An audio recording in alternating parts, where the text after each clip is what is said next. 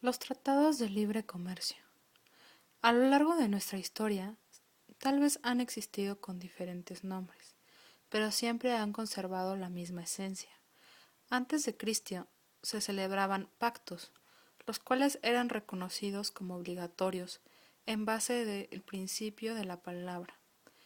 Fueron así como estos pasaron de Oriente a Europa a través de los contactos de Grecia y Roma.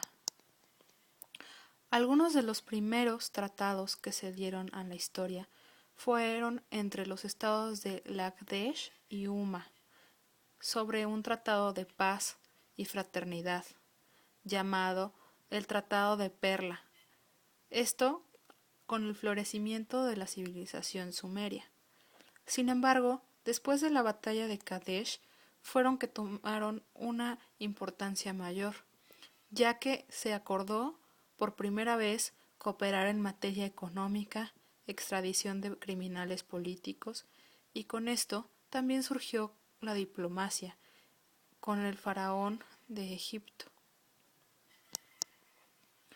Actualmente, la escena política internacional se ha acelerado, esto debido al incremento de los estados independientes, así como las diferentes organizaciones internacionales gubernamentales, la globalización, el terrorismo, formación de bloques regionales, pero sobre todo el reconocimiento de los individuos como sujetos del derecho internacional para comparecer frente a un Estado.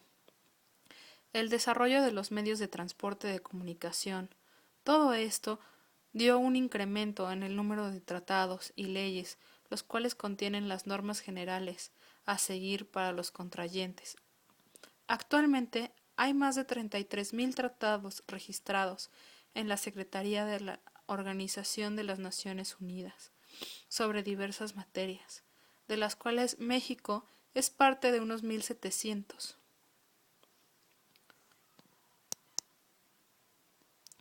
La definición y fuentes del derecho internacional.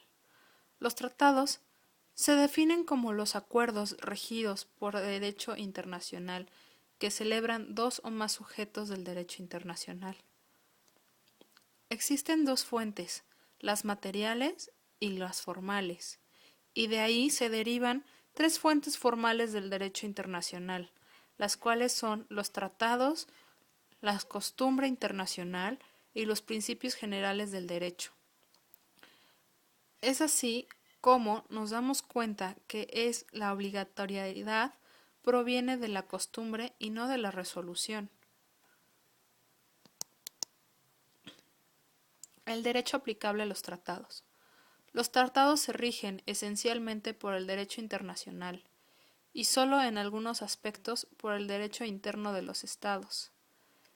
El derecho internacional tiene como objetivo ver y encargarse de la negociación, redacción, autentificación y muchos otros puntos más como podemos ver, mientras que el derecho interno designa el órgano del Estado que tiene competencia para celebrar tratados, determinando los requisitos que se deben cumplir al interior del Estado. El derecho mexicano aplicable a los tratados. De acuerdo a la Constitución Política, el artículo 89, fracción 10, otorga al presidente de la República la facultad de celebrar tratados. El 76, fracción 1, concede a la Cámara de Senadores del Congreso de la Unión la facultad en exclusiva de aprobarlos. Y el artículo 133 establece que los tratados son ley suprema de toda la Unión, si son aprobados por el Senado y están de acuerdo con la propia Constitución. De cual forma influyen otros factores como son la Ley Orgánica de Administración Pública Federal, el Reglamento Interior de la Secretaría de Relaciones Exteriores, la Ley de Tratados del 92, las leyes que remiten los tratados sobre la materia, la Ley sobre la aprobación de tratados internacionales en materia económica. La celebración y entrada en vigor de los tratados. Todo Estado tiene la capacidad para celebrar tratados. Así lo dispone el artículo 6 de la Convención de Viena del 69. Sin embargo, la celebración de un tratado es un proceso complejo que requiere el cumplimiento de diversas formalidades, puesto que en cada etapa se utilizan varios medios procesales, como lo explica a continuación la siguiente cita.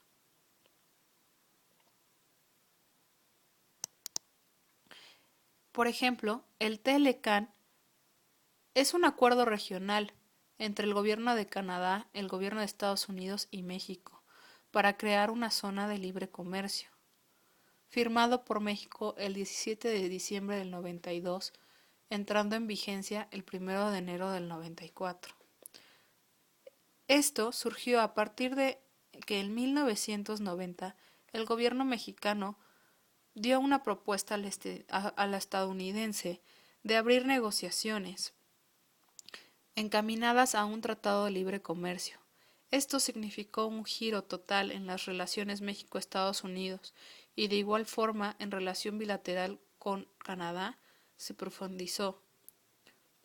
Con Miguel de la Madrid era una visión menos ideológica. Sin embargo, a partir de ahí empezaron a incrementarse y el trato fue, con Salinas de Gortari, un poco más económico que diferente.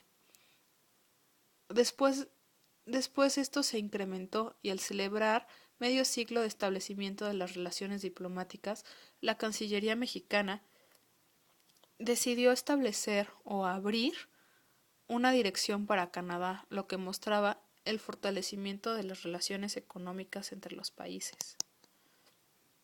El creciente interés se reflejó también en la durabilidad y efectividad de los acuerdos firmados por los países.